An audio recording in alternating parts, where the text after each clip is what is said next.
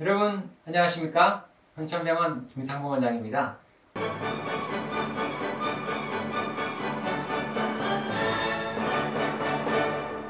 오늘은 퇴행성 관절염인데요. 여러분들 퇴행성 관절염 하면 뭐가 생각나세요? 연골이 먼저 생각나죠. 연골은요 말 그대로 부들부들한 뼈죠. 연골이 이름이 여러 가지가 있어요. 근데 우리가 생각해 봐야 될 연골이 오늘은 관절연골이에요. 영어로 이야기하면 카틸리지. 다른 연골이 있거든요. 그것을 우리가 바늘상 연골이라고 이야기하고, 연골이 좀 달라요. 그럼 바늘. 그래서 이 연골은 다른 말로는 또 판이라고도 붙여요. 판. 메니스커스. 다르다는 거죠. 그래서 우리가 오늘 알아본 거는 관절연골이에요. 이거예요. 파란색. 바늘상 연골은 메니스커스는 그 사이에 있는 구조물이에요. 쿠션 역할을 하게끔 들어가 있죠. 오늘은 이 바늘상 연골을 안 볼 거예요. 오늘은 관절연골. 이것이 손상이 되면은 우리가 이것을 퇴행성 관절염이다 라고 이야기를 한다는 거죠. 이 관절연골을 종류도 여러 가지가 있어요. 성질과 구조에 따라서 나누어진다는 거죠. 초자연골은 영어로는 하이알린 카틸리지. 탄성연골은 부들부들하니까 일라스틱. 섬유연골은 파이브러스 카틸리지라고 이야기를 하는데요. 이 관절연골은 이 세 개 중에서 어디에 속할까요? 초자연골, 하이알린 카틸리지예요. 그렇다면 관절연골은 어떤 형질이냐? 똑같은 균질하는 형태예요. 호모제너스거든요. 호모제너스. 똑같더라. 그래서 두께가 1에서 5mm 사이예요. 어떤 데는 얇고 어떤 데는 두껍다는 말이죠. 좀 단단해요. 메니스커스, 연골 판보다는 조금 더 단단하고 매끄러워요. 그래서 특별한 이상이 없을 때는 단단하고 매끄러워서 좋아요. 그래서 이 관절연골은 기능적 구조물을 다양한 부하가 가해지는 상황, 점프를 이렇게 하는 상황에서도 다방향의 관절 운동이 가능해요. 특별한 손상 없이 항상 똑같은 것을 유지된다 그러면 이러한 기능은 평생 지속될 수가 있습니다. 그래서 이 관절연골의 기능은요, 충격 흡수예요. 탄력성이 높습니다. 탄력성이 높다고 해가지고 탄성연골은 아니에요. 가해전의 힘을 완충하고 흡수한 능력이 있습니다. 착지를 했을 때도 쿵 하면서 흡수를 하고 다시 튕겨나가는 그런 흡수. 또 유달 역할이 있어요. 마찰 계수를 낮춰가지고 원활하게 움직이게 해주는 거죠. 이게 딱딱하고 이게 거칠거칠하다 그러면 움직이면 버벅 끓여요. 버벅. 그래서 퇴행성 관절염이 생기면 무릎에서 소리가 난다 그래요. 무릎을 폈다 구불려. 특히 앞쪽에서는 슬개골과 연골이 부딪히면서, 대퇴골이 부딪히면서 무릎 뻑뻑뻑, 드륵드륵, 뜨뜨뜨 여러 가지 소리가 나게 앞쪽에서.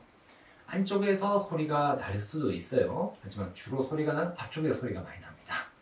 윤활의 기능이 앞쪽이 중요하거든요. 그런데요, 이 관절연골은 자가 복구 기능이 있어요. 스스로 복구 기능을 하거든요. 신기하죠? 기질, 거대 분자, 매트릭스, 마크로 몰리큘, 거대 분자의 합성과 분해를 조절함으로써요, 생리적인 균형을 유지시켜주는 자가복구 기능이 있습니다. 자가복구 기능이 있으면 아이고야 그럼 손상되면 다 좋아져야겠네요 라고 생각하죠. 근데 그렇지가 않아요. 제한적인 재생만 가능해요. 조금만 재생이 된다는 거죠. 많이 재생이 안 돼요. 이유는요, 혈관과 신경이 없기 때문에 그래요. 중요한 이야기예요. 혈관과 신경이 없다. 하필이면 혈관도 없고 신경이 없으니까 한번 손상되니까 제한적으로 재생만 된다는 거죠. 제한적 재생률 알아볼까요? 일시적으로 일단 손상이 되면요, 그러면은 이 주위로 제한적으로 증식이 돼요. 일시적으로 관찰이 되는데 손상 부위를 다 채우기에는 뭔가 부족합니다. 뭔가 부족해서 결국은 세포가 사멸되어 죽어요. 그래서 연골 기질의 생성이 중단되게 되는 거죠. 특히나 육안적으로 봤을 때 심각하게 손상이 되는 경우, 이런 경우에는 재생이 안 된다고 보셔야 돼요. 복구는 안 일어난다. 하지만요, 이 관절내부 내구성이 있어요. 내구성. 메카니컬 듀라빌리티. 기계적으로 이렇게 해줬을 때는 유리한 내구성이 있어요. 생각보다 오래 간다는 거죠. 연골에 가해지는 기능적인 부하는요, 연골 세포의 구성이나 두께에 영향을 미치게 됩니다. 또 같은 관절연골이라 하더라도 다 달라요.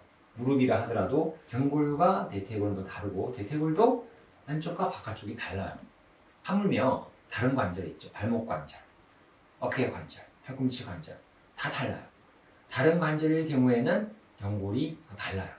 연골이 다르다는 것이 초자연골과 탄성연골이 나눠지는 것이 아니라 초자연골은 맞는데 관절에 가진 부하에 따라서 연골 세포의 구성이나 두께의 차이가 나는 거죠. 중요한 부위는 두껍고 어떤 부위는 얇아요. 그래서 또 두께가 중요한데요. 연골의 손상이 잘 되는 분들은 보면은 대부분 두께가 좀 얇아요. 그래서 한 번 손상이 되면은 뼈가 바로 드러나게 돼요. 자, 이렇게 좀 알아봤고 관절연골의 구성. 관절연골은 뭐로 구성이 되느냐? 두 가지입니다. 연골의 세포, 콘드로사이트, 그리고 세포의 기질, 익스트라셀룰라 매트릭스. 세포의 기질은요, 연골 세포를 둘러싸고 있는 풍부한 구조물이에요. 그 영상 좀 준비했으니까 조금 보도록 하겠습니다. 인체 연골은 세 가지로 구성이 되어 있습니다. 탄성연골, 일라스틱, 섬유연골, 파이브러스, 초자연골, 하이알린, 카틸리지로 구성이 되어 있고요. 일라스틱은 탄성연골은 귓바퀴입니다. 귓바퀴. 섬유연골, 파이브러스, 카틸리지는 허리 디스크, 초자연골은 하이알린, 요거는 관절연골이에요. 오늘 우리가 공부했던 하이알린 카틸리지죠. 자, 섬유연골은요, 우리가 허리 디스크도 있죠. 디스크도 있지만 무릎에도 연골이 있습니다. 관악상연골, 연골판. 정말 디스크처럼 생겼죠. 그래서 이건 섬유연골이에요. 섬유연골의 모양 이렇게 줄달아 쭉쭉 갑니다. 탄성연골은 좀 세포가 커요. 귓바퀴고 후두 덮개, 에피글로티스 즉 안에 후두 덮개예요. 덮어주는 후두 덮개입니다. 초자연골이 관절연골이죠. 이렇게 울퉁불퉁하게 되어 있으면 퇴행성 관절염, 손상된 연골 적어놨죠. 퇴행성 관절염이에요. 이걸 우리가 무릎 연골 손상, 퇴행성 관절염이라고 이야기를 합니다. 하이알린 카틸리지가 손상된 거죠. 자, 우리가 화이트보드에서는 제가 그렸을 땐 파란색으로 그렸는데 여긴 까맣게 되어 있네요. 관절 연골, 하이알린 카틸리지가 됩니다. 콘드로사이트, 제가 마지막에 맛보기로 이야기했던 연골 세포죠. 자, 우리 관절 연골은 이렇게 구성이 되어 있는데요. 요거는 표층, 중간층, 심부층으로 구성이 되어 있습니다. 거의 30, 30, 30이죠. 거의. 마지막에는 이렇게 딱딱한 석회화된 연골로 구성이 되어 있어요. 그 다음 뼈예요.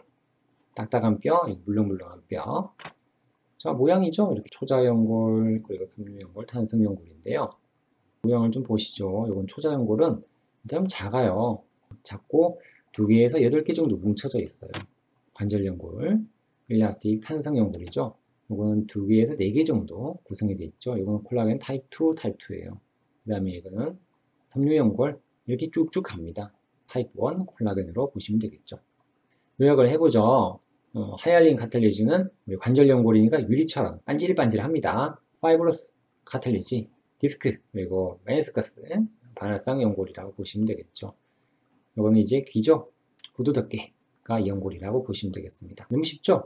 그래서 이렇게 초자, 탄성, 섬유연골을 구분하시면 되겠고요. 오늘 보는 건 초자연골이 중요합니다. 자, 이제 초자연골 다 아셨죠? 좋아요와 구독은 꼭 눌러주시면 감사하겠습니다. 오늘도 건강하고 행복한 하루 되십시오. 안녕히 계십시오.